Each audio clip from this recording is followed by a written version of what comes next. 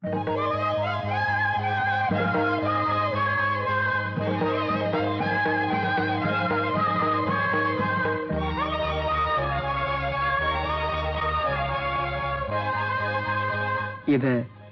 என் ஞாபகார்த்தமா நீங்களே வச்சுக்கோங்க. என் உயிரில் வசிக்கும் உயிரே, பீலி கொண்டு உன் பெயர் எழுதப் போகிறேன்.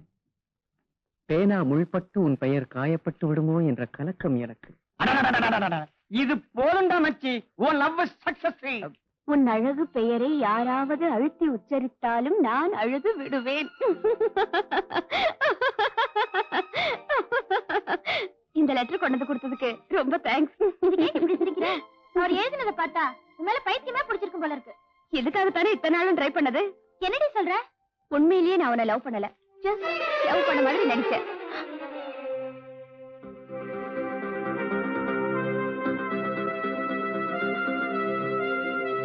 அன்னைக்கு பஸ் ஸ்டாப்ல அத்தனை பேருக்கு முன்னாடி என்ன அவமானப்படுத்துறானே, அத நினைச்சா எனக்கு எப்படி இருக்கு தெரியுமா? பிரேமா, நிஜமா அவன் சொல்ற? சத்தியமா.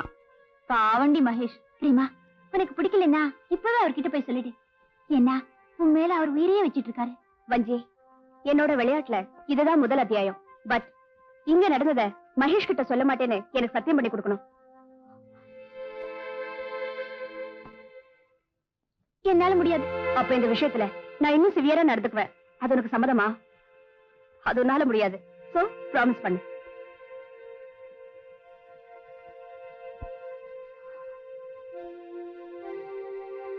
நான் கொடுத்த லவ் லெட்டருக்கு பிரேமா ஏதாவது பதில் சொன்னால? அது அவளே உங்ககிட்ட சொல்லுவா. அதோ பிரேமாவே வந்துட்டா. Good evening. Good evening. என் மேல நீங்க எந்த அளவுக்கு அன்பு வச்சிருப்பீங்கன்னு நான் எதிர்பார்க்கவே இல்லை. I am very happy.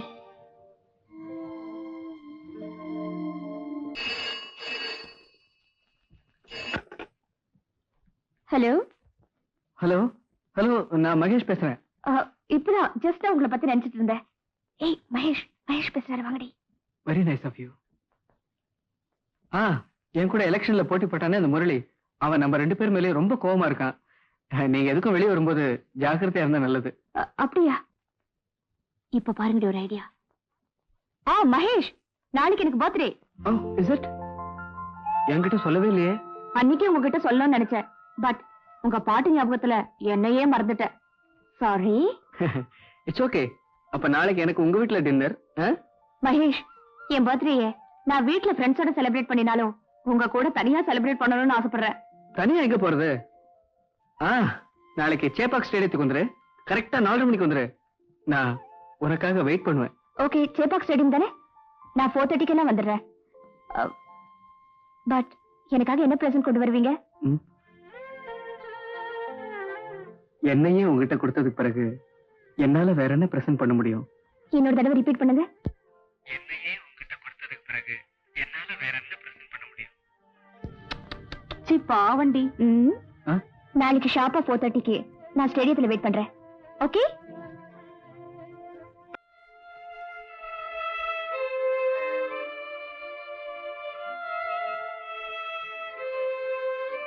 என்ன கோவமா? ரொம்ப ஹாப்பியா இருக்கேன். அட, உங்களுக்காக நான் எத்தனை நாள் வெயிட் பண்ணிருக்கேன். வெயிட் பண்ணதுக்காக நான் ஒண்ணும் கோச்சிக்கல. அன்னைக்கு ஈவினிங் 4:30க்கு ஷார்ப்பா ஸ்டேடியம் வந்துடுங்கன்னு சொல்லிட்டு வராம போயிட்டியே. சாரிமா. சாரி சொல்லிட்டா போதுமா? 6:30 வரைக்கும் உனக்காக வெயிட் பண்ணேன். உன் பர்த்டே நானே செலிப்ரேட் பண்ணிட்டேன். என்ன என்ன சிரிக்க வேண்டியிருக்கு?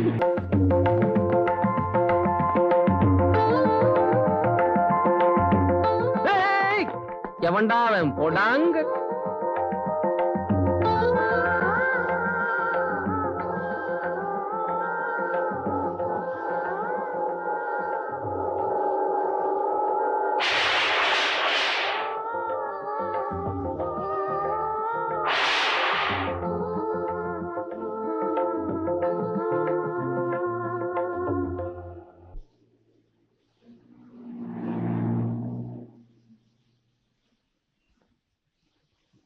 Mahesh, please come in. உள்ள வாங்க, பேசலாம். பரவாயில்ல. வெளிய மழை பெய்யுதுல? பரவாயில்ல.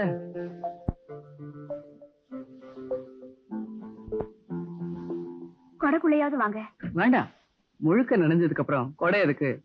5 o'clockலாம் வர சொன்னதா இளவரசு சொன்னா. அதான் மழைன்னு கூட பார்க்காம ஓடி வந்துட்டேன்.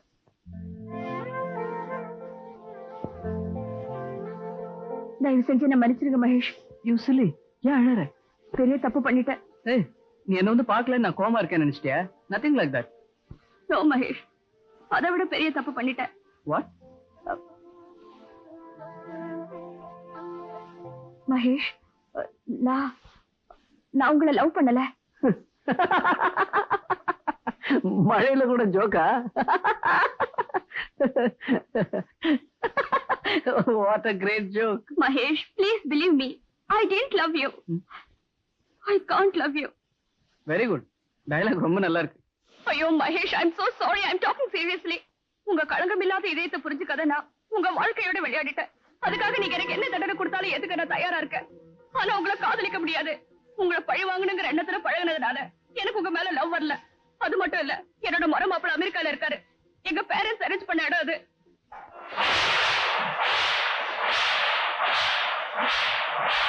எனக்கு இந்த காதல் எல்லாம் நம்பிக்கை கிடையாது. Yes, I don't believe love also. ஏன்னா காதல் யாரும் தானா வர வைக்க முடியாது.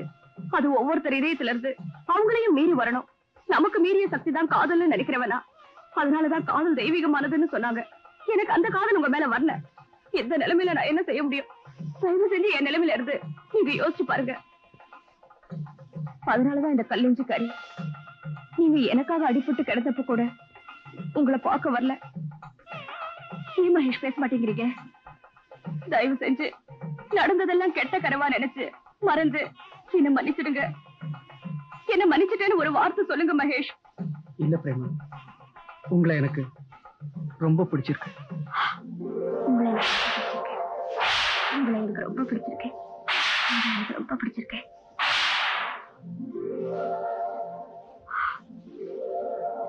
எது எப்படியோ நீங்க என்ன தப்பா நினைக்கிறேன்னா நான் உங்களை வீட்டுல டிராப் பண்றேன்.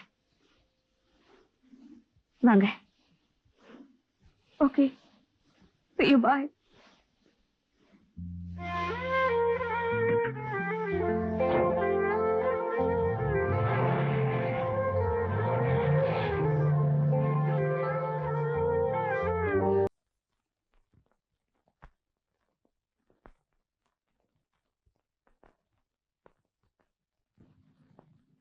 அக்கா. பிரேமா, அக்கா உங்களுக்கு எப்படி? காலேஜ்ல படிக்கும்போது எப்போ ஸ்போர்ட்ஸ்ல மீட் பண்ணிருக்கோம். அப்ப நான் உங்களை இன்ட்ரோடியூஸ் பண்ணி வைக்க வேண்டியது இல்ல. பேசிட்டு இருங்க, காஃபி எடுத்துட்டு வரேன். நான் உங்க வீட்டுக்கு வந்திருக்கேன். வந்து ரொம்ப நேரமாச்சு. ஒரு வார்த்தைக்கு வாங்கன்னு சொல்லுவீங்கன்னு நினைச்சேன். நான் இப்போ ஸ்டூடெண்ட் மகேஷ் இல்ல, ஐ எம் ப்ரொஃபசர் மகேஷ். எப்படியோ உங்களை பார்த்ததுல எனக்கு ரொம்ப சந்தோஷம். Mahesh,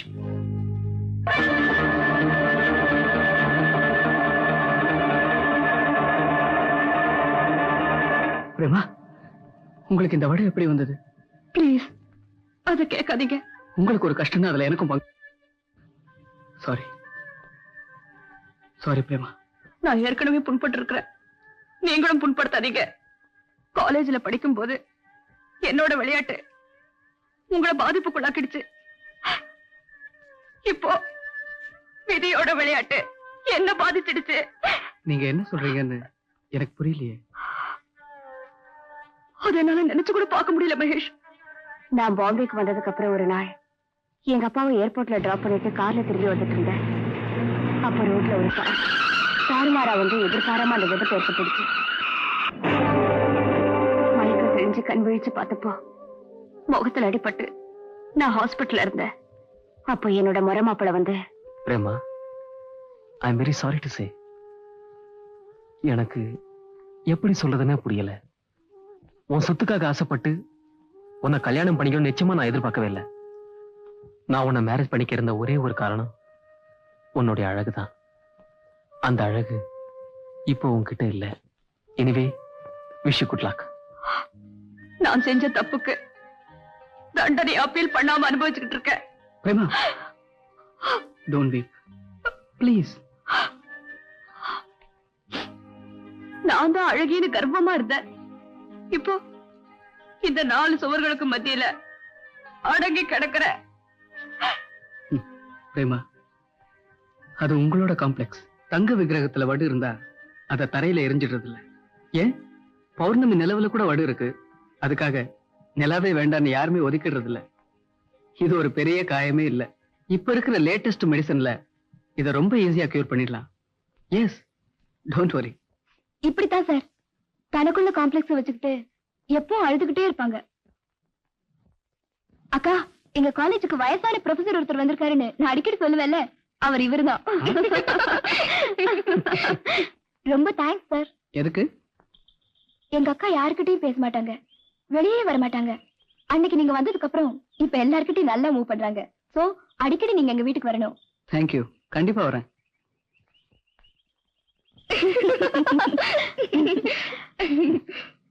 excuse me.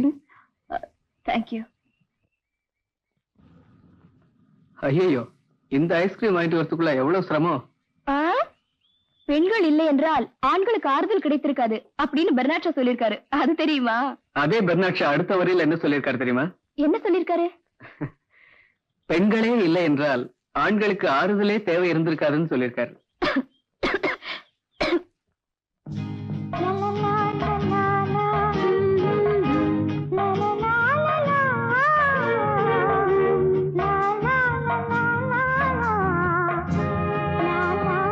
எது எப்படியோ, நான் மெட்ராஸ்ல இருந்து இங்க வந்து உன்னை பார்த்ததுல, ஐம் சாரி, உங்களை பார்த்ததுல எனக்கு நிச்சயமா ஒரு ஆறுதல் இருக்கு.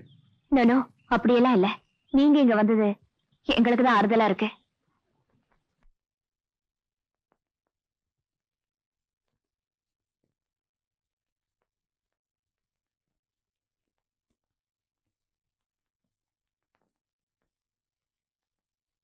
காலங்களே சொல்லுங்களே, காதல் ஒரு வேதம், வேதங்களின் சாரங்களை நான் பாடுவேன் நாளும். ஓடைக்கரை பூக்கள் எல்லாம் உன் பேரையே பாடும். ஓடைக்கரை பூக்கள் எல்லாம்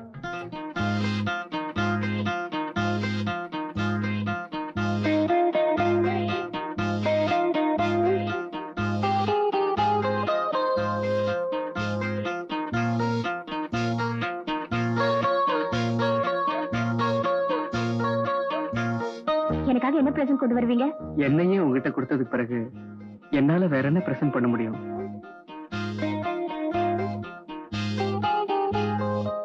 ஏன் மகேஷ் பேச மாட்டேங்கிறீங்க? தயவு செஞ்சு நடந்ததெல்லாம் கெட்ட கனவா நினைச்சு மறந்து என்ன மன்னிச்சிடுங்க. என்ன மன்னிச்சிட்டேன்னு ஒரு வார்த்தை சொல்லுங்க மகேஷ். இல்ல பிரேமா, உங்களை எனக்கு ரொம்ப பிடிச்சிருக்கு.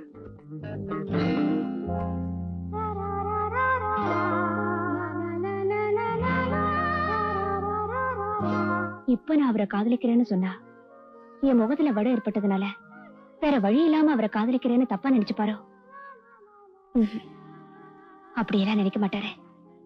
அப்படி நினைச்சா என் மேல இவ்வளவு அன்பு வச்சிருப்பாரா? காதலிக்கிறேன்னு சொன்னா நான் அவளுக்கு ஹெல்ப், அந்த சந்தர்ப்பத்தை பயன்படுத்திக்கிட்டேன்னு தப்பா நினைப்பாளா? இல்ல இல்ல முன்ன மாதிரி லவ் பண்ண முடியாதுன்னு மறுத்துடுவாளா? எப்படியோ அவளை மறக்கணும்னு நினைச்சிருந்த என்ன சூழ்நிலை அவளை நினைக்க தூண்டிடுச்சு. ஆனா அவளை லவ் பண்றேன்னு நேர்ல சொல்லக்கூடிய தைரியம் எனக்கு இப்பவும் இல்ல. ஏன்னா மறுபடியும் அவ முடியாதுன்னு சொல்லிட்டா அதை என்னால தாங்கிக்க முடியாது. எதுக்கும் கடைசியா ஒரு லெட்டர் எழுதி கேட்கலாம்.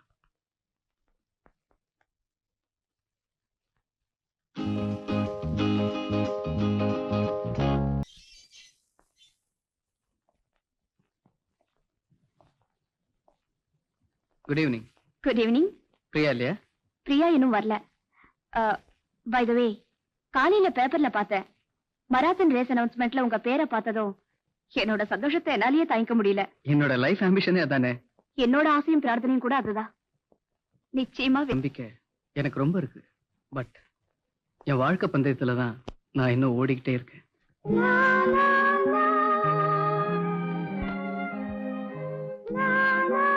நான் கலந்துக்க போற மராத்தன் ரேஸுக்கு அளவு 45 கிலோமீட்டர்னு நிர்ணயம் இருக்கு. ஆனா நான் ஓடிக்கிட்டு இருக்க வாழ்க்கை பந்தயத்துக்கு நிர்ணயம் இல்ல. இதோ பிரியாவே வந்துட்டாளே. பிரியா, ஒரு குட் நியூஸ்மா. தெரியுமே, மராத்தான் ரேஸ் அனௌன்ஸ்மெண்ட் வந்திருக்கு. சார் பெரிய சாம்பியன். அதனாலதான் நான் ஓடோடி விஷ் பண்ண வந்தும் என்ன கொஞ்சம் கூட கண்டுக்கல. ஓ சாரி, நான் கவனிக்கல. கவனத்துல இருந்தா தானே கவனிக்கிறதுக்கு. You not. சீக்கிரம் புக்ஸ் எல்லாம் வச்சுட்டு வா, நாமெல்லாம் வெளியே போறோம். நான் ஒண்ணும் வரல. நான் உங்க 2 பேருக்கு ட்ரீட் கொடுக்க போறேன். எனக்கு ஒண்ணும் தேவையில்லை.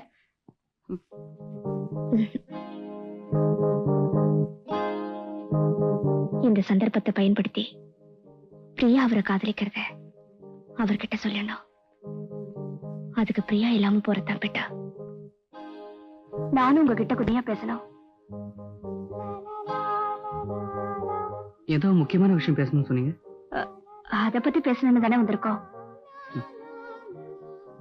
பிரேமா, என்னோட லைஃப் ஆம்பிஷனே மராத்தன் ரேஸ்ல வின் பண்ணணுங்கிறதான். காலேஜ் டேஸ்லயே நான் கலந்து ஜெயிச்சிருக்கணும். அது முடியாம போயிடுச்சு. காரணம், அப்ப என்னோட லைஃப்ல ஒரு ஃபுல் ஸ்டாப் விழுந்துருச்சு. இப்ப அந்த ஃபுல் ஸ்டாப் கொஞ்சம் கொஞ்சமா கரைஞ்சு கமாவாயிட்டு வருது. சோ வாழ்க்கையை வெறுத்திருந்த எனக்கு ஒரு புது தெம்பு மனசுல இருக்கிறதா ஃபீல் பண்ணிட்டு இருக்கேன் பிரேமா. எனிவே, அந்த கமா ஆச்சரியக்குறியாடும் நான் நம்புறேன். ஒருவேளை அதுவே கேள்விக்குறியாயிடுச்சுன்னா அதை தாங்கிக்கிற சக்தி எனக்கு இல்ல. மகேஷ், உங்க கபடம் இல்லாத காதலை புரிஞ்சுக்காதனா உங்களை ஒரு முறை உதாசீனப்படுத்திட்டேன். அதுக்கு பிராயச்சித்தமா நான் உங்க இதயத்துல ஒரு கோடியில இடம் கேட்கலான்னு இருந்தேன். ஆனா என் தங்கச்சி உங்களை லவ் பண்றா. அதை சொல்லத்தான் நான் உங்களை இங்க கூட்டிட்டு வந்தேன். ஆனா நீங்க இவ்வளவு பேசுனதுக்கு அப்புறம் அதை எப்படி சொல்றதுன்னுதான். B com please. நான் உங்களை இங்க கூட்டிட்டு வந்தது உங்க பாட்டை இனியொரு தடவை கேட்கணும் போல இருந்தது. அதனாலதான். Certainly.